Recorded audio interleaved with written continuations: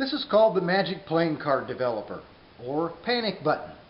You start with a deck of cards, have someone select a card, place it back in the deck, then you ask the spectator to think of their card. By using our special technology that we've designed here at FAB, we have an image of your card coming from your brain into the satellite dish and on to the board.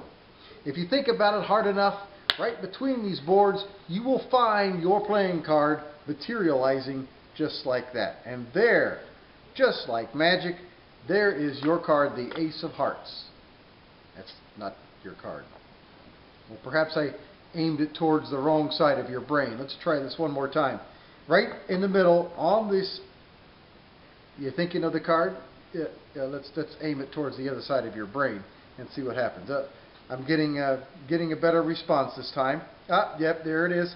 There is your card, the King of Spades. It's not your card. Well, that's why, in case of emergency, we have installed a panic button on the front. You push the panic button once, automatically defaults, and will print your card. You push the panic button twice, and your card will appear. It's still not working.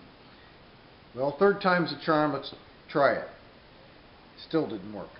Perhaps we've pushed the button too many times and the size of the card has grown 3 times its size, and there is your selected card. It's called Panic Button by FAB Magic Company. You'll find this to be a clever, useful close-up item in your show.